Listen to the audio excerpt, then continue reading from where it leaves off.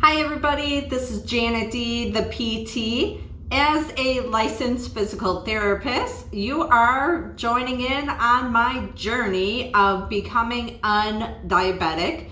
And this video is part 3 of a series of videos going through my journey. All right, so today's topic is about speed bumps. Okay, do you ever have speed bumps in your life? All right, you're trying to do something and something unexpected or something out of your control goes and changes the course of your day or your life, right? You know, accidents, injuries, just stuff that pops up, right? Okay, so in my journey, I talk about the 4 factors that affect pre-diabetics like myself. Okay, so it's not just being physically active, not just the physical component, but also the emotional, the mental, and the nutritional aspects that either increase our chances or the severity of diabetes, or if we are proactive and in a preventive mode, can actually reduce the probability of having diabetes, okay? All right, so we're talking about speed bumps today. In the physical factor of my journey, I am working out consistently every day, my 30-minute workout, okay? Now, I am sore, okay? This is not something where it's like, all right, yeah, 30 minutes. Yeah, super easy to do. Change your life, right?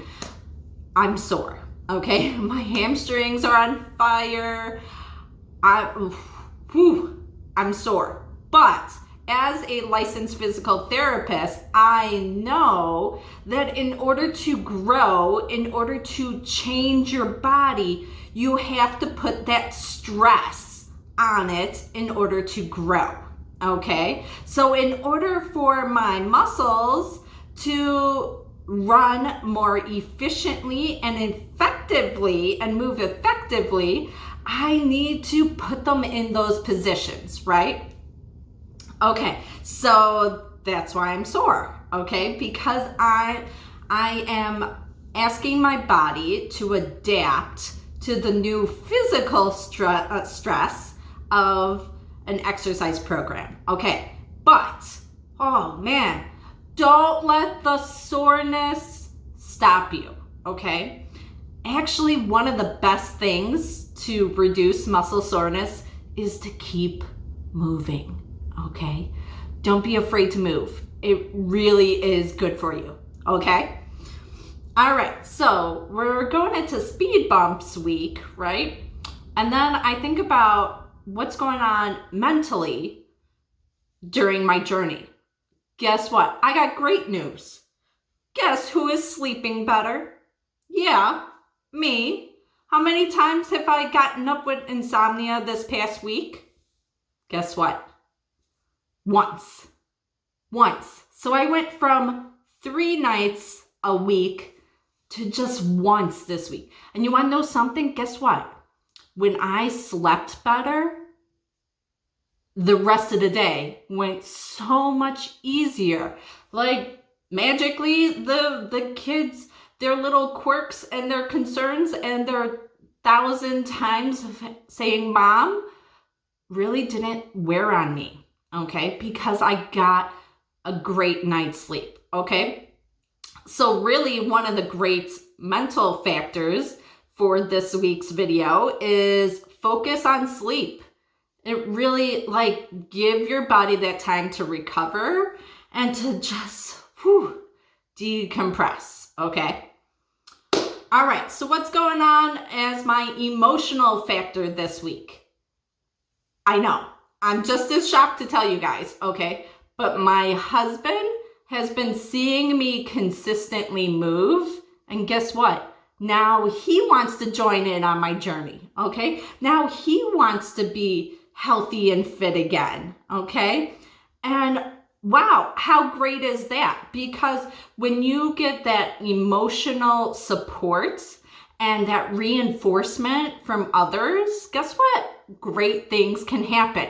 So my speed bump of exercise has actually turned into 2 positives so far for this week. How great is that? Okay, so then the 4th factor is nutrition. Oh my gosh, whew.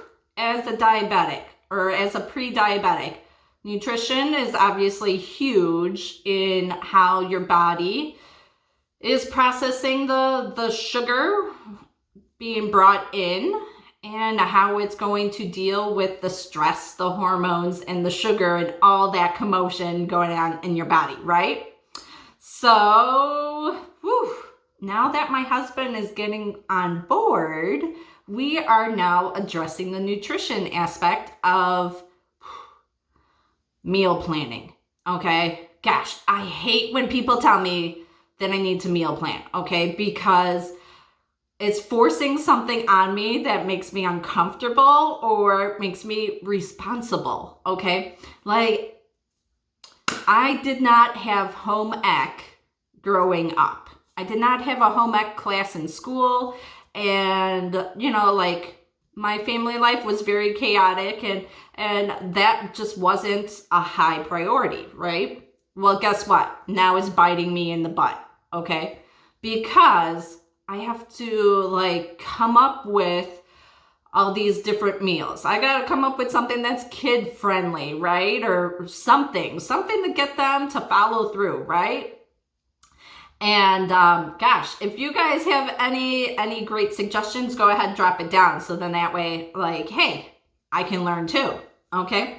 So going into meal planning, and I have a dry erase board on the refrigerator, and I have listed what meals where we have all the ingredients, what meals we can make for that day, or, you know, things that I'm thinking, okay, hey, we haven't had pork in a while. What's kind of a pork dish that we can do? Okay. And gosh, from these speed bumps of the week, I'm actually finding more momentum to keep going, right? And I'm finding more and more things that I want to learn about and things that I want to adjust. And you want to know what's so great about it? Okay. The number one difference that I had this week is that when I communicated more, life changes or things in the routine started to change more naturally, okay? Like having a family dinner, everybody sitting together, and the kids seeing a full meal in front of them, and not something put together, but something where it's like, this is a family meal. Like how wild and crazy is that? But,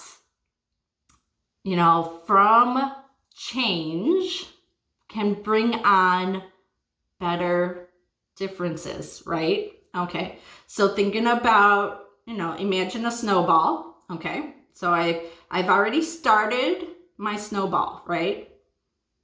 And now with the momentum of all these other factors, my snowball is starting to get bigger. It's even starting to roll. How exciting is that, right? All right, well, I hope you enjoyed this video. Go ahead, drop a like, share, subscribe, tell your friends and neighbors. Any suggestions or things that have worked for you, go ahead, drop it down in the comments section below. I will catch you guys next week. See ya.